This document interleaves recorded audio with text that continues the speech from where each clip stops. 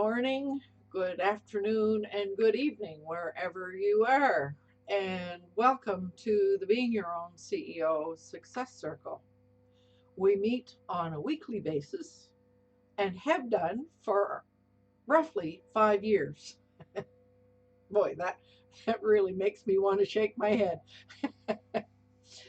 Um, this is intended as a support for solopreneurs. We love getting together, experimenting, trying out new things, sharing our discoveries with one another, and generally enjoying each other's company. It sure is nice to have some regular online friends in this difficult COVID time. So um, I think that we all really feel that we really recognize the value of our online friends.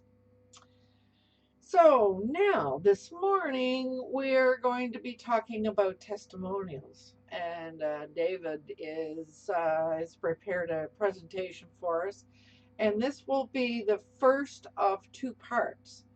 So we'll be talking about the testimonial process this week, and next week we're going to talk about testimonial filming. So, and then following that, we're going to be talking about some more filming, different ways to do, yeah, using Filmora 9 or 10, which is it? I don't know. Anyway, so this morning, so since we're all here, why don't we just introduce ourselves? So, David, I'll leave you to last so that you can introduce yourself and then roll right into your presentation. So, Vivek, how would you like to introduce yourself? Namaste. My name is Namaste. Vivekanand. I am proud to share my belief with Steve Jobs and Leonardo da Vinci, who said, simplicity is the ultimate in sophistication. I aim to bring time tested wisdom and happiness together into your business and life by unifying, simplifying, and amplifying simple technology and tools. Wake Technology is my company. Together, let us wake up our potential. So that's my elevator pitch. I am in England, United Kingdom.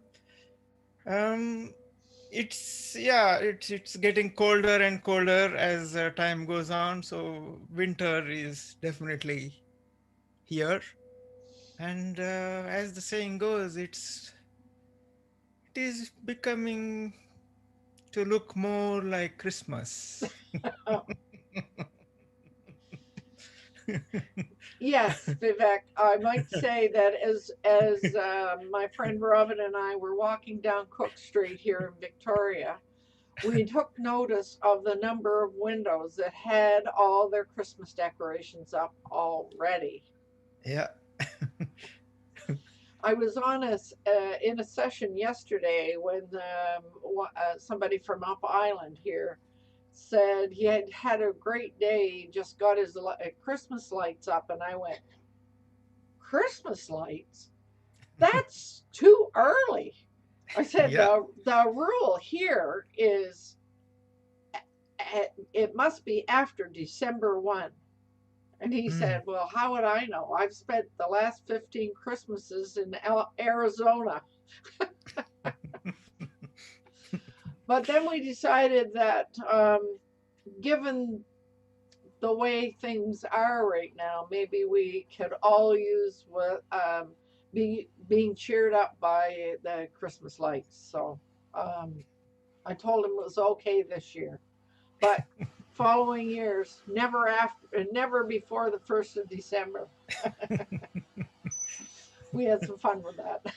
So, so are you noticing the same thing in your town? Yeah. I think it was Saturday night when I came back. I saw one of the uh, in one of the houses, the outside the house, that they had a bit of yard. They had put up a big whole huge. It's not a tree. But anyway, there was a big pole, and at the top there was some big light and lots of lights. Sort of set up like the old-fashioned maypole with all the Yeah, strings down. Yeah, yeah, yeah. yeah. It was full of lights, and okay. I couldn't really look too much into that because I was driving, and so Hmm. yeah. Yeah. But still, I couldn't miss it. Hmm. It was really, really prominent and visible, Yeah. and especially at night after Hmm. 10 o'clock, Yeah. it is really anyway. Well, we were predicting that this year people will go all out with the lights. Mm. Anyway, yeah. Yeah, right on. So, Fred, we were talking before we started recording about the quality that you're getting from your new Chromebook, and your picture quality is just awesome. So, how would you like to introduce yourself? Certainly. Thank you very much, Lowell Ann. I'm Fred Jones. I'm the creator of Our Future Leaders, where I assist young people, hopefully around the world. We're getting some traction around the world to improve their communication and leadership skills because the world needs some really good leaders. And I see a lot of potential in the young people. Uh, you mentioned Christmas and just reminded me of a speech I heard on Friday with the youth group. Hmm. This young lady, 7 years old, from Indonesia, gave a speech about three big holidays or festivals in Indonesia. She informed us that there's 235 million Muslims in Indonesia, which means it's the largest Muslim community of any country in the world.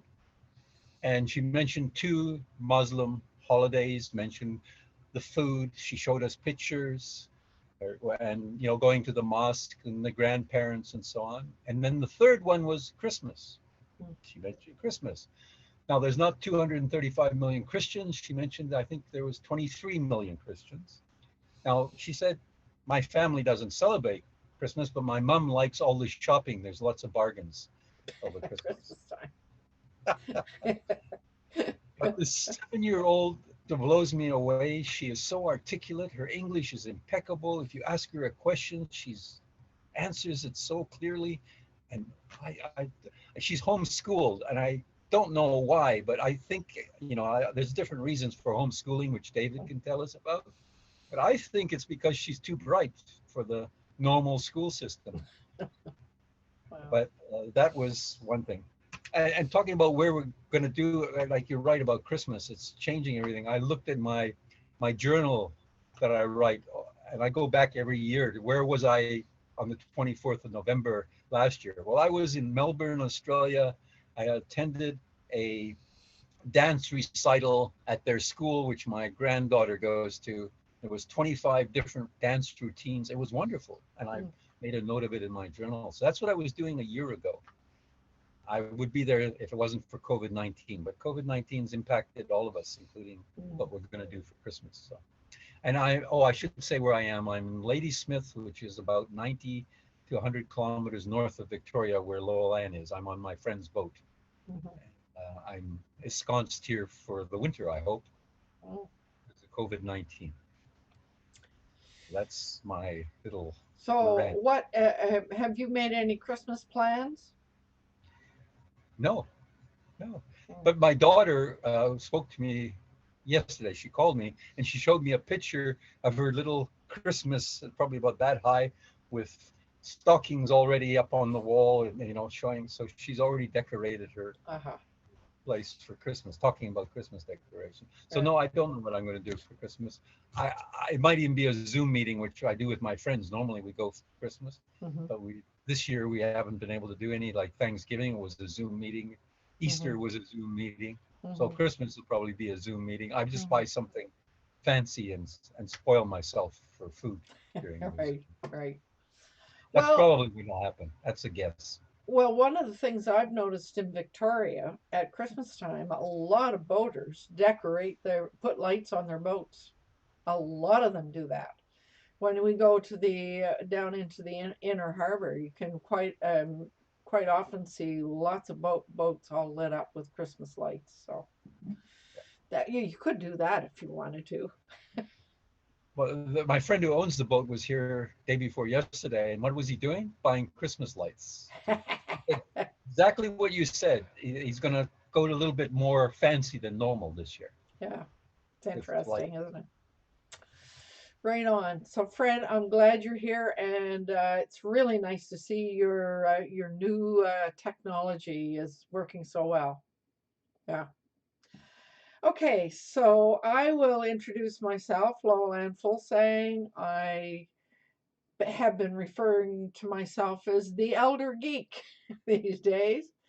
And what I like to do is help retirees either create a website or start an online business or figure out how to use Zoom. I've done lots of that recently as well. So, and I have two websites, the one you see on my screen, beingyourown.ceo.com, but I also have another website called lowaland.com. And I might just say that on lowaland.com, in the past, I had some testimonials and maybe only about 4 because I felt as though, because I was moving toward being in business, that I should only put testimonials that related to business coaching. And then I started rethinking that and going through some materials on my website and found a file that was full of testimonials from clients over the years.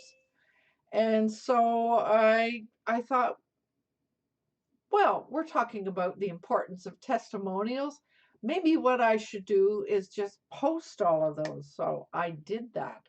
So I have posted a huge number of testimonials from various other types of coaching that I've done in the past.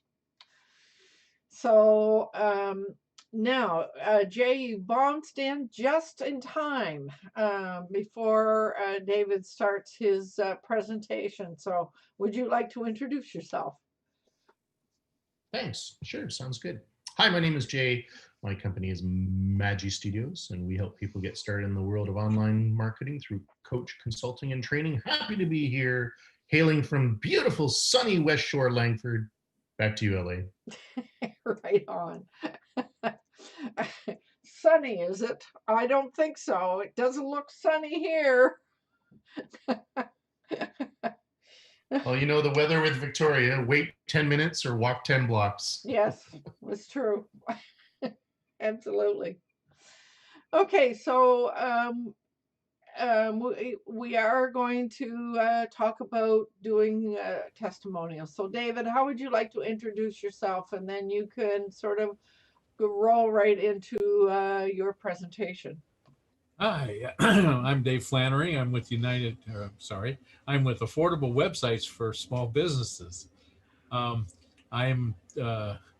We make websites for small businesses at an affordable price so they can get their web presence. Today, we're going to be discussing testimonials. I also run a real estate business with my wife. And say where you are. Oh, I'm in Rock Falls, Illinois, in the Midwest, where right now the weather, we had about a half an inch of snow on the ground when I woke up. It's all melted.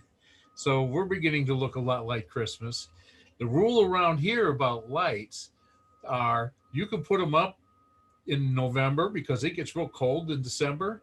So you can put them up in November, but you're not supposed to light them until after the day or the Friday after Thanksgiving. Yeah. Yeah. Not December, but the Friday after Thanksgiving. Yeah. Which is later than the Canadian Thanksgiving. Yes. That's Now, true. before you start your presentation, I want to acknowledge that Javita in Mumbai is out in YouTube land, and she says, "Hello, everyone. Good morning. Good morning to you, Javita. Namaste." Good morning, Javita. Actually, it's good evening, Javita. Yes, Good morning here, it is. but it's just like Vivek. It's good afternoon for Vivek. So The joys, anyway, of working around the world. yes. The first thing I'd like to do is to show a video testimonial that I made for my real estate business. And if I can share my screen, I'll get that started. Right on. Yeah.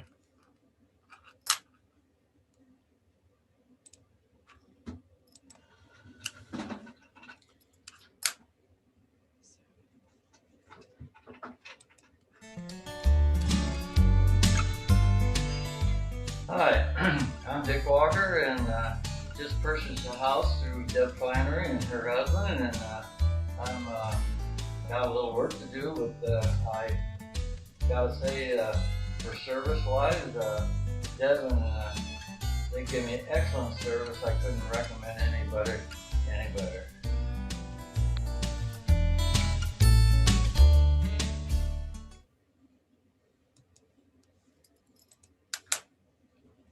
How cool is that?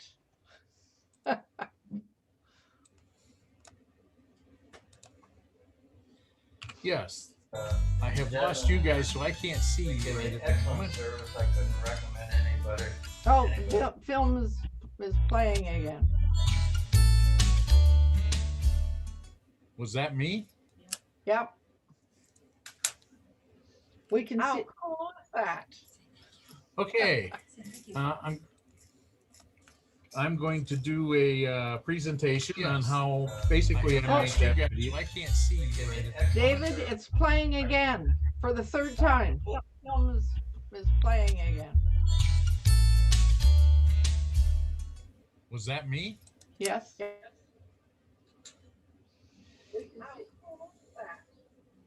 Okay. I'm going to do a presentation on how basically I make that video. What is happening? Deja vu.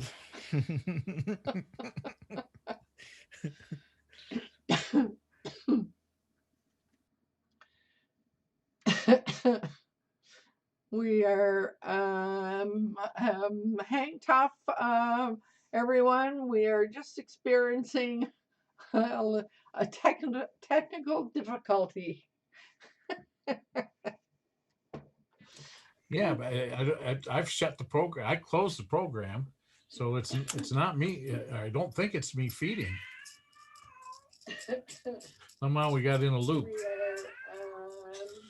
And hang tough, everyone. Do you have the do you have Loveland's website open somewhere? Yes, I do. That's what it is, because we're getting the loop from that. Close the program, so it's not me. Somehow we got in a loop.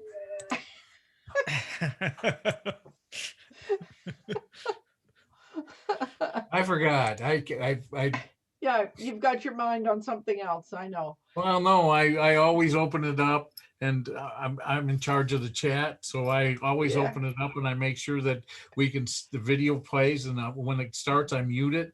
It doesn't mute. I can't mute it until it starts. Right. And I had that in the background. Sorry about that. Always something goes awry when I'm doing this. Oh well. Well, do you remember what we said last week about perfection?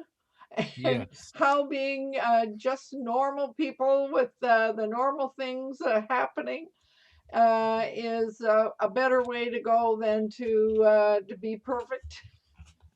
Do you remember that? Yes, I do. Yeah.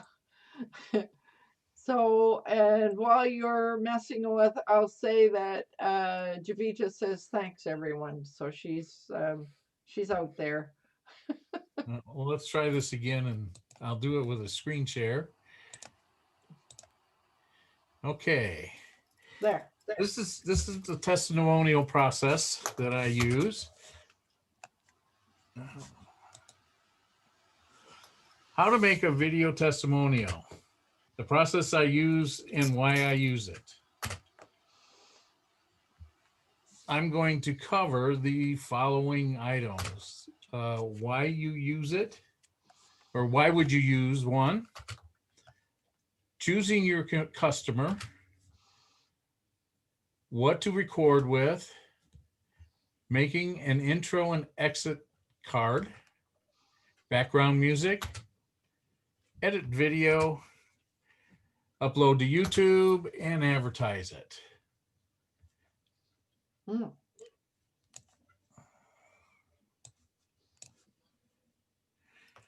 Okay, why would you use one? It gives you brand trust. Video is, if you get a natural testimonial like the gentleman who was there, he did that a very good job. And that was the first take. We didn't do 5 or 6 of them. We were lucky, no background noise or anything, and he did a great job. He did forget my name, which that's okay. I'm pretty forgettable, but I didn't feel it was worth redoing the video. The other reason is 85% of customers online use reviews to purchase their services or products. They feel better when someone else tells them that this is a good product and that they're going to get something that's a better service or a better product. Mm-hmm. If done correctly, people feel very comfortable trusting someone that's doing a YouTube video.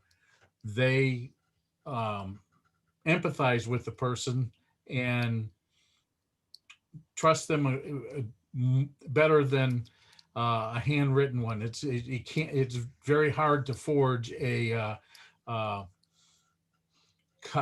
video than it is typed reviews. Okay, choosing your customer. We need to make sure they're comfortable with getting in front of the camera. Hence, what we discussed last week was camera shyness. If they feel comfortable, you're going to get a good video like this gentleman. He had no problem getting in front of it. He felt very natural.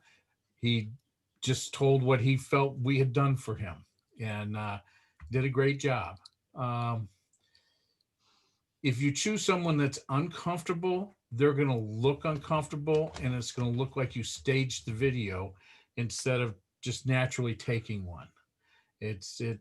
So make sure they feel comfortable.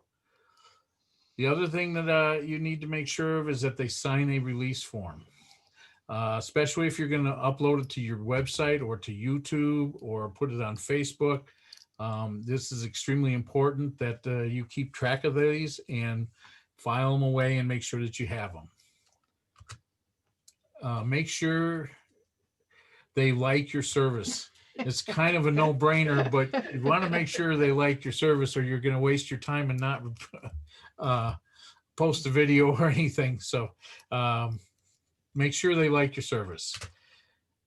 Okay, what to record with. I use a cell phone and feel it's a better option. I do have a 35 millimeter camera that I can take these with.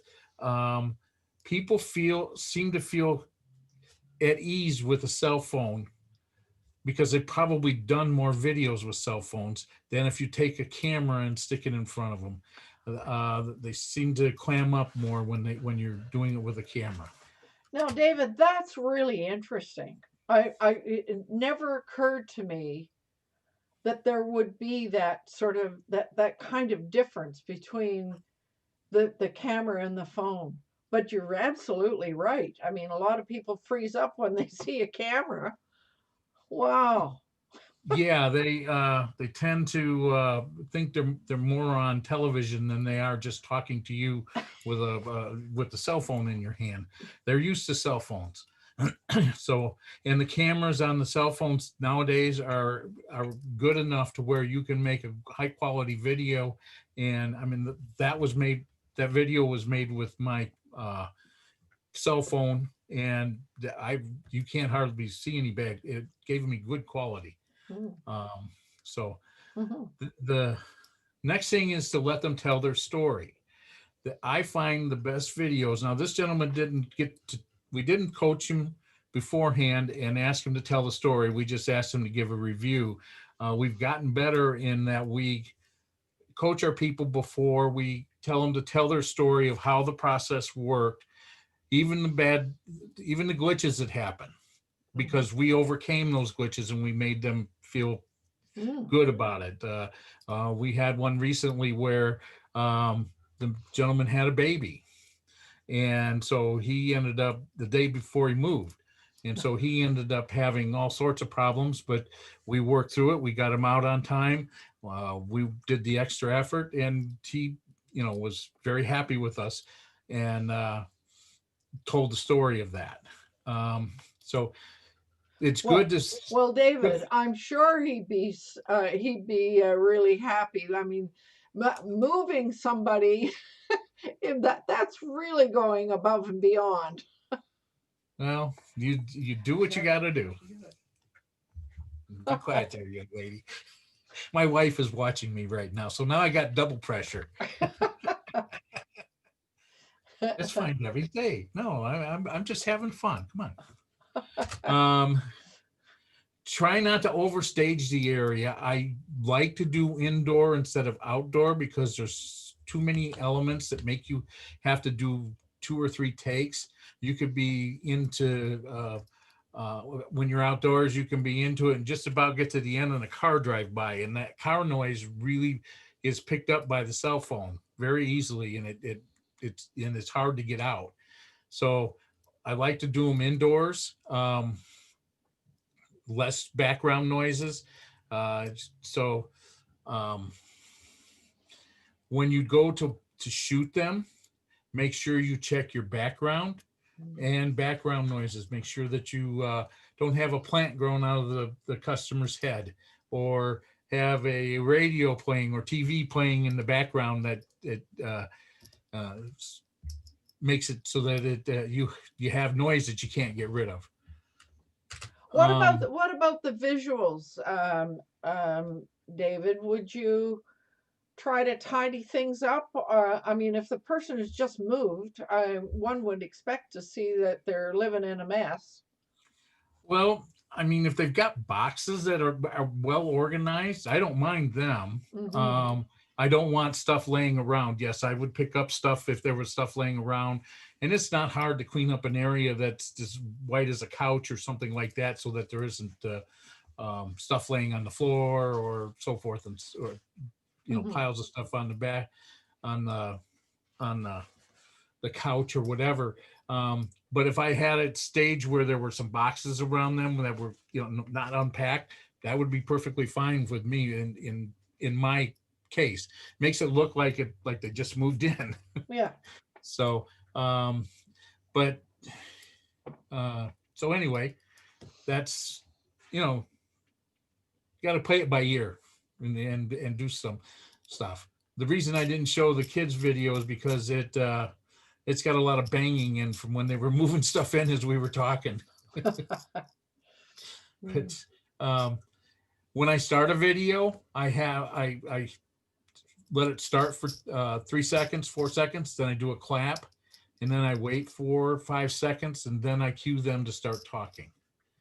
And at the end, I have at least 4 or 5 seconds of silence so that I can trim the video and do transitions.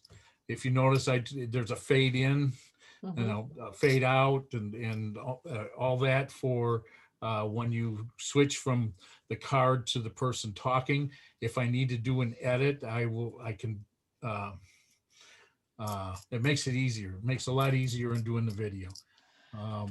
So David, given that you're doing the long silence before, etc., would you have you thought of it, of maybe introducing that person verbally yourself, or do you prefer to have it just strictly that person speaking? Right at the moment, I just have them speaking. Mm-hmm. I cue them up and say, okay, it's time to talk. And then I edit that out. I have thought about doing that, and that's something that I may incorporate in more videos as things go by. It's not that I'm afraid of the camera. I'm on camera right now. It's just that just haven't done it. Mm-hmm. Usually I'm in a big rush. So it's one more video I have to make, and it's one more edit that I have to do. So I Mm-hmm. try to keep it simple. Mm-hmm. When I'm done shooting the video, now these are normally 30-second, maybe 40-second. I've never had one go over a minute. I have gone and done the video that hit the play and play the first 5 seconds and say, okay, see you later and bye, get home. And then I find at the end that I can't use the video because something went wrong and I didn't realize it. Cards got me a couple times where, so now I'm very much in the habit as I play the complete video and make sure that I'm happy with it before I leave. Make sure there's no strange sounds that I didn't catch when we were doing the video. Because once I leave these people, most of the time I don't see them again unless they're buying another house from us, So which is years down the line. And it would be a good idea also to review the complete video so that they're happy with it. Yeah, So that they most don't. of the time they're right there over my shoulder watching what went on, and I usually get it done in 1 to 2 takes most of the times. I've had a couple where I've had to do a couple takes, but it's so anyway. Make sure you review the video. I mean, that's extremely important. Right. Okay. Okay. The next part of the process is I make an intro and exit card. When you first saw my video, you saw that there was a card that said they had a picture of the gentleman. It had a photo of the customer. He had the name of the customer on there. It had our logo and branding. It had our website. It had our logo of United Country. And as you see, it also had 5 stars up there. He never said that he gave us 5 stars, but he never said he didn't. I take the liberty of putting them in. Now, this particular photo was not the correct size. I have since learned that you use a 1920 by 1080 format, and instead of it only showing up part of the screen, it becomes a full screen photo. You'd mentioned that earlier when you saw the video the other day. 1920 by what? 1080 pixels. 1080. Thank you. You're welcome. As you noticed, I put background music in there. When I made the presentation, I thought that YouTube Music was free. It's actually free to G Suite. If you have G Suite, then you can download free background music from them. I have purchased mine from another company, but that's through AppSumo, and it's a special deal. And it's no longer available. So I didn't have time when I discovered that you couldn't use YouTube Music free to find a place where you could get free music, royalty-free music and whatnot. So maybe next week I'll be able to post that for you. Okay. I let the customer choose the type of music that we're going to use. I don't let them choose the song. I just let them choose whether it's going to be country and western, rock and roll, jazz, classical, because I'd like the music to be what they like. And but then I go and find it and I choose the song. Then I don't get their permission to use that song. I just go ahead and. So now, when you're choosing the song, David, what are you looking for? First off, I want an instrumental, and I want something that kind of gives me a nice even beat. I don't like where it's loud at the beginning and silent. It changes the volume or changes the beat, or and I want it to be, I like it to be easy going. The one that was there was a nice guitar instrumental on that video, and it really played well with him. Yeah.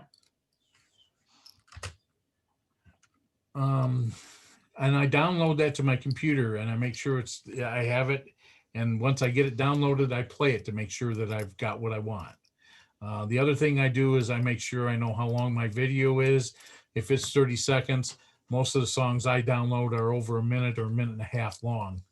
And I only use the first 30 seconds of the song. So I'll cut that out later.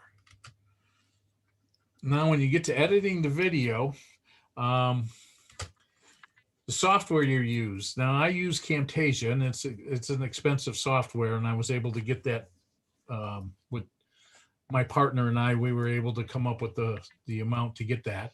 Another one is Filmora, and that's cheaper. And then we have the open source, which is Kendiv Live. I have not used that software, but it's been recommended in like 4 or 5 different review blog posts when I was looking for it.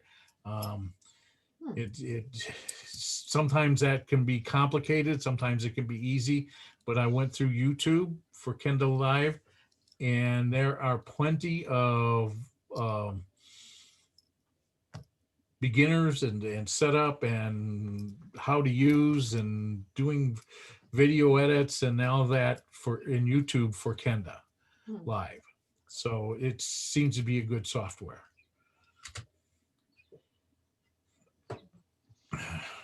Trim the video. The first thing I do is drop the video. I use Camtasia, so I drop the video into Camtasia and drop it down onto an editing line. I trim out the excess. Then I add my intro and exit cards, move them to the length I want. If they want them to be 1 second or 2 seconds, or I don't go over 3 seconds long. Then I put all 3 video, the card, intro card, the video, and the exit card right up against each other. Then I add the music, and I'll split it at each card and drop and cut the end off. And then I will fade them in and out so that the music is soft when he's talking. But when it comes to the cards, you get it starts to ramp up, and you get a louder sound because there's nothing else going on. Then I render the video and I save it to my computer. With Camtasia, you can directly upload it to YouTube and all that. I like having a copy on my computer so that I have the actual video. Come on, let's go. I got a visitor. You did. Then when I'm done, I upload it to YouTube on my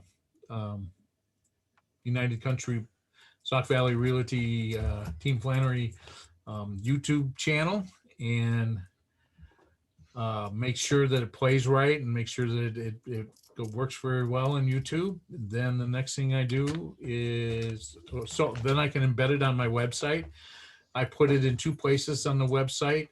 I have a rotating, well, not rotating. I have the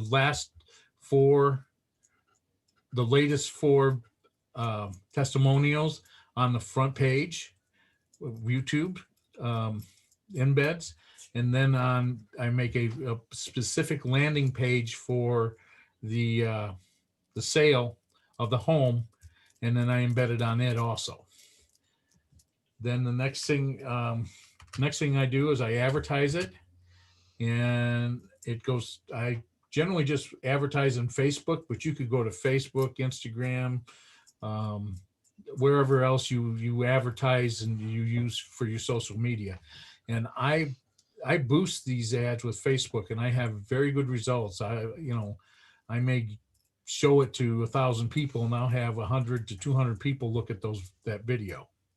So people are interested in seeing that. Hmm. So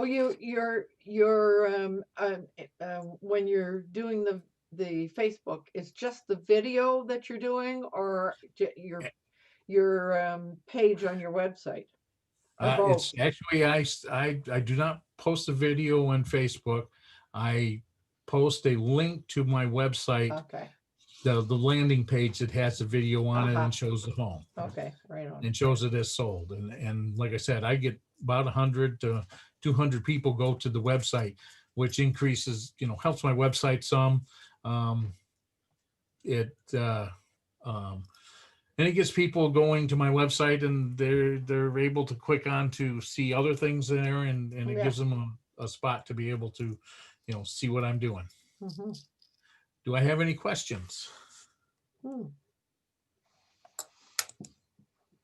Well, I've asked all my questions. Does anything come up for Fred? Go ahead. How long does it take you to, I mean, after you've recorded, now you want to, from the time you now start the editing and time it's now posted and all that, how long would you estimate it takes you to do that whole process? That you say, "Hey, it's Generally, like-" the editing is very quick and easy, and I usually can get that done in a half an hour. What usually causes me to have more trouble than anything is choosing the music. It's finding that right song. I have like 1,000 songs that I have the ability to go through, and you don't want to reuse the same one over and over again. Right. So sometimes I spend another half an hour just looking for the right song and whatnot. So, but it's usually an hour, half an hour to an hour. It doesn't take long to now that I know the process and what I'm going to do, and if I've got everything together, it takes me like 10 minutes to make the cards, because I've got a template, and all I do is just change the name of the person, change the photo, and it's done. So I mean, it basically, they come out pretty much the same. Mhm. And Now I'm noticing that you shared the link to Canva. You were suggesting that as a good place to create the card. And then you've got techsmith.com. What was that about? that's Camtasia. Oh, I see. Okay. And then we got filmora.com, and then the last one is the Caden. yeah, Caden. Yeah. Actually, you've got two TechSmiths up there. So filmora.com, I guess we could put in there. Yeah. Actually, I have a question. How would you handle the situation if you, let's say you have a situation where you have a very good client is very happy with the service that you have provided them and all that. You'd very much like them to get a testimonial from them, but they are camera shy. What would you do? I have them do a write-up, and we do a written testimonial. And I send them a link to my Google My Business, and have them write the testimonial for that. And most of the time, people, I mean, I find it very difficult to get testimonials. It's difficult. Would it not be easier if you start a conversation with them and then film the conversation rather than having the whole thing as I want to interview you, I want to get a testimonial from you, and then when you put that, it puts a lot of pressure on them, making them more camera shy than what they usually are. And Well, I've tried different methods and just talking to them about, hey, would you mind giving me your story about our our our relationship and about our transaction that we've done, and I seem to get the most people with that. I still get people that are camera shy, and then I go into the doing a written one, but I generally don't have much success. If they don't do the video, I don't have much success getting them to write it out. And the main reason I think is that they're in the midst of moving. And when I ask them, I'm usually asking them at closing. Now they're real happy about that, but I don't have a way for them to do it at closing, because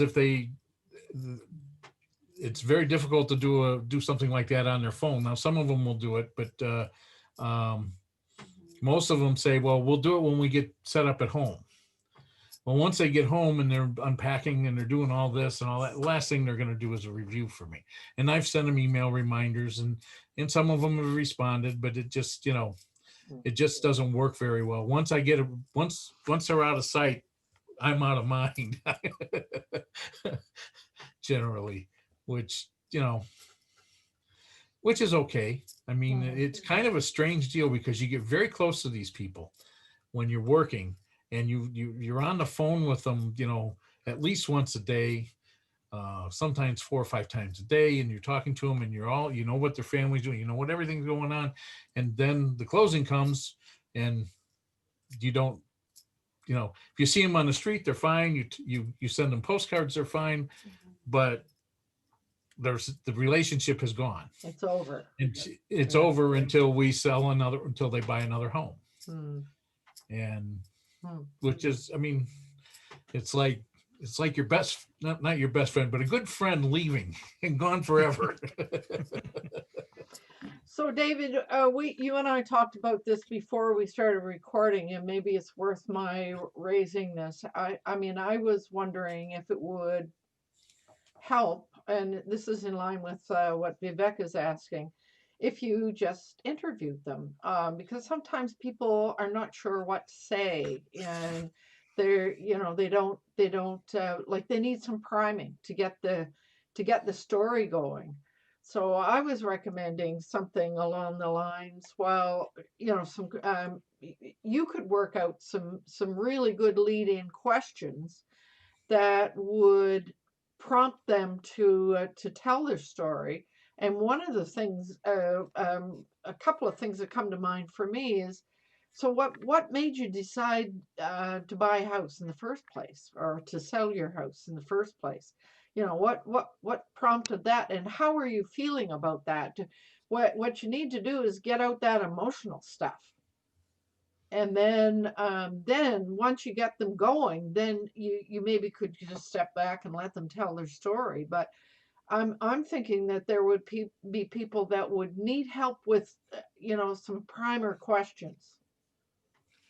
I'm willing to try anything. I can do that. I have to set up and get some questions that I need to answer. One of them I would really have to have is what problems you ran into and how did we solve them for you? Yeah. Because very few real estate deals go through without having some sort of problem. And it's a real estate agent is not, you earn your stripes by solving those problems and getting them so that they're no longer a problem and the deal goes through. And and we reduce the stress on our client because the problem, solve the problem. We get the problem solved. They so that's important to me, to make sure that they understand that or that people understand that we're just not someone that goes in and makes an offer, gets it accepted, and then says, you schedule your home inspections and do your work and make sure it's done in 10 days, and I'll call you on the 9th day and make sure it's done, and so forth and so on. We actually get in and solve problems, and what do we do to fix those, when the problem comes up, what we do to fix them. And so forth and so on. So I don't know how much I want to advertise it. I help that kid move. Right, no. Because You now don't I'm gonna want to have be doing everybody. that all I'm the gonna have time. everybody say, "Well, I need my moving service too. Come and help us pack." But that might be a way to expand your business. That's true. Find a partner, somebody with a truck that would like to get involved. I mean Yep. that could be a Well, service you could add. generally, we're in our area. We're dealing with people that are in the $80,000 to $90,000 range, and they don't have a lot of extra money when they're coming when it comes to moving. So they're not one to say, "Well, yeah, we'll hire your guy," and the person that we're partnering up is not going to want to do it for free. No. You know what I mean? Yeah. So for sure. Any other questions? Jay, you've been very quiet. Any comments or questions from you?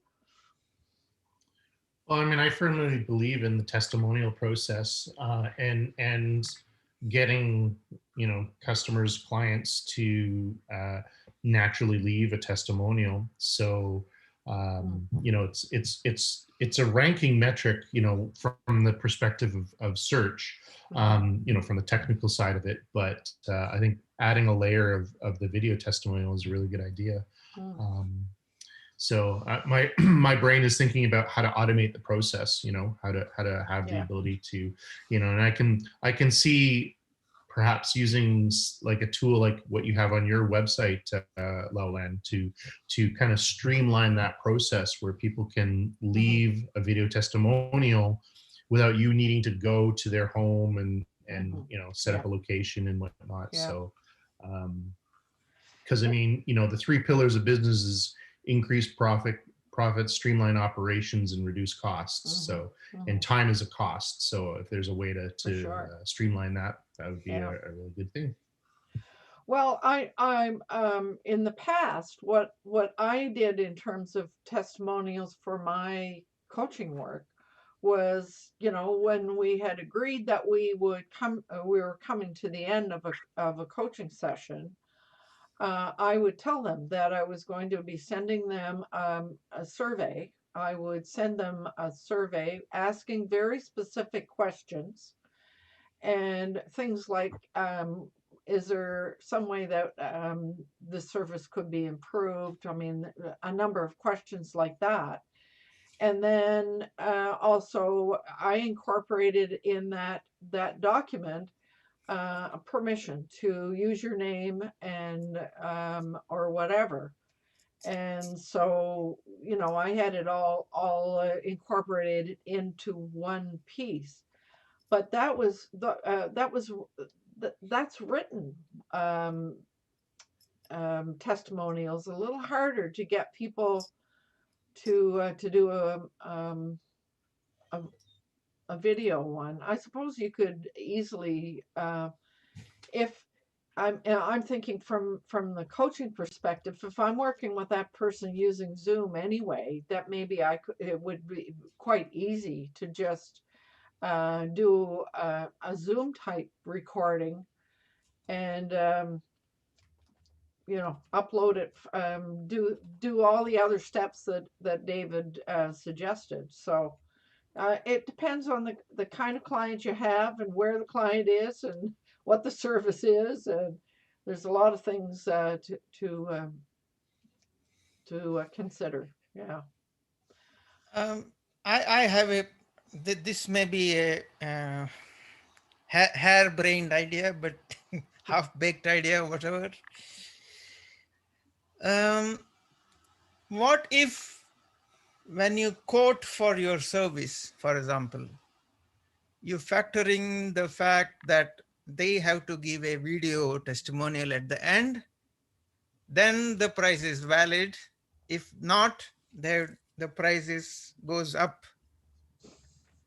by a bit. What do you think of that? It's interesting. I'd have to test that one, though. I wouldn't want to depend my business on it. From a coaching perspective, I would feel uncomfortable with that, because I think the testimonials need to be real and spontaneous and not Mm. done in order with an ulterior motive from their perspective. I would feel To uncomfortable. save money. Yeah. Yeah, I would feel uncomfortable with that in the coaching world. Yeah. Mm. But it's an interesting concept to look at our own business and figure out what is the most acceptable, best way. And I couldn't agree more, David, when you say that people seem to relate to um, video, verbal rather than written. In like they tend to believe it more, and I think you're probably right there. Yeah. I would say it's more than just verbal. I mean, it wouldn't work if it is just a audio recording. No, it wouldn't work. Mm-hmm. It has to be a video. Yeah, the body language is important. Yeah, Mm-hmm. for sure. Now then, we are at almost at the end of our time here. And I always invite Fred to get the last word in. Have you got a last word today, Fred? Well, it'll be more than one word. It just reminds me of you may know it, I Love Marketing, Dean Jackson and Joe Polish have this, well, it's Dean Jackson who started it with the 8 profit activators. And he has the before, during, and after unit. And the after unit is how to keep in touch with your customer and how to get referrals, not just testimonials, but referrals, so that they are so happy that they will refer you. Well, that process is very key, and a lot of people are not aware of how important that is to business. And so out of the 8 profit activators, that is probably the critical one. And that's what this reminds me of. You want testimonials, but you also want referrals if possible. So how do you do? So this reminded me of the 8 profit activators. And it's a very key element when you're running a business like Dave was, or still is, I'm sure, running more than one business, actually. So it's well worth investigating the whole gambit, including this. This is as important as getting customers as getting referrals for other customers. So key element in being successful in business. So it's very fascinating. So that's a really, really good point, Fred, for all of us to think about. When we're looking at this whole testimonial process, how do we build in that request for referrals so that it flows nicely, etc. Yeah. And the interesting thing is Dean Jackson's background is real estate. Oh. Yeah, that's where he started in all of his techniques that he tried was real estate. And even though they bought a house from you, how do you keep in contact with them? And how do you then get referrals? Because they forget about you.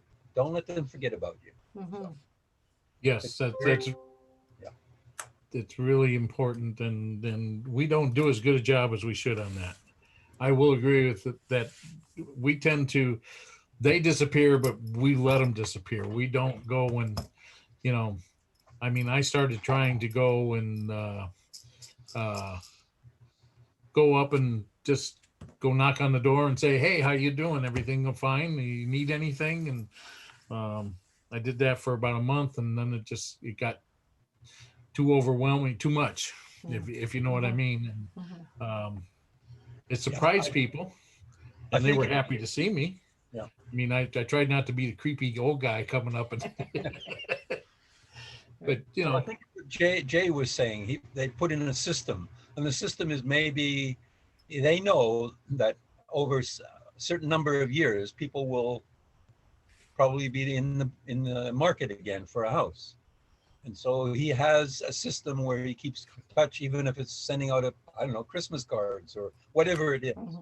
Christmas cards, you're supposed to send them once every 3 months, once every 4 months. You're supposed to send them just a card that not asking them if they're going to sell their house, but just general information about what's going on with the real estate market, or some tip on what's going on, or what they could do, or That's right. Or because they may know someone else who's now in and refer you. So, oh yeah, keep you top of mind when it's come to real estate, because it's not only them, it's their friends and family that might be in the market, and they say, oh, I know Dave. He did a good job for me, and that we started a program of giving them coffee cups at closing that had a picture of their house and their name on it, and those were well received. But it gets very difficult getting a picture of their house, getting all that sent to where I get the cups made and then get the cups back in time. Because just because you got a written deal doesn't mean you're going to get to closing. And so you got like a week before closing that you got to get all of this done, and it gets very, very difficult to get accomplished. And it's hard giving them a closing gift at 2 weeks later. It just, what ends up happening is they end up in the car, and we're going to go take them over, and then it's almost 2 months later, then it's 3 months later, and I've got cups sitting in the back in my warehouse back there for people that we didn't never get them to, because it's so what you're looking for is a process that doesn't take as much time, and that's the secret, that's the challenge. Yep. The one thing you resonated with me was you solving people's problems. There's another, how do you solve your own problem to do this? Because there's another. Right. That's really it. And there are people, anyway, this is what life is all about, solving problems. Yeah. Yes. So I might mention that Javita says in India, many sellers offer discount when someone leaves a review for products. Yeah. So Vivek mentioned it because it's something. Wow. Yeah. I know Google frowns upon it. Google My Business, if you're paying to get reviews, they will take you and take them away if they catch you doing that. Wow. It's like, now I'm not sure about that. Jay left before I could ask the question, but I wanted to take a tablet in and said, here, get them, all they got to do is just write in the review and hit send, and it goes right to Google. And I've been told that they would see that coming from the same device all the time, because it's got a signature on it, and that if that's happening, they're assuming that you're writing it, not the customer. Yeah. And so they take them away. Well, I used to know a realtor back in New Brunswick that she had built in sending them a housewarming gift, and it was always a huge bouquet of flowers. It would and it was always after, like it was long enough after so that they would be then settled. They were unpacked and settled. And then this lovely big housewarming gift of a huge bouquet of flowers would arrive. That's the way she did it. Yeah. So. Well, I like something that's more permanent. The cups are great because if they use the cups every day, they get a reminder of me. Yeah, no kidding. And that's what's nice about the cup. It's like refrigerator magnets. It's the same thing. They get thrown up on the, the refrigerator, and every day they open the door, they see that constant reminder of you. So that's why I like the cups. Yeah, I can see that it would make sense. If we were in a higher market with a better profit margin, I would be doing like knives or something along that line, that because you can buy knives that are engraved with your logo on them, and high quality knives, but you're looking at $120, $150 for that, and that would be perfect. But when you're looking at that being a tenth of your profit, that's really hard to accept. Right. No. So Javita's saying, no, I'm talking about Amazon sellers. Oh, yes. So when you get something from Amazon, if you go, I think what she's saying, if you put a review in there, maybe you get a discount. Yeah, there's certain, Yeah. but I thought Amazon was shutting that all down. I don't know. Yeah. They were, um, and it might be just the people that are selling in India. I don't know. So I'm looking up at my time, and we have gone over a few minutes. So I want to thank you, David. You're welcome. You've generated lots of thought for me in terms of how I might like to adjust the way I seek testimonials. And I look forward to the next layer that we're going to be talking about filming, etc. next time. So now I want to close with a reminder that it's important to do what you love with passion. And we'll see you all next week. So I will do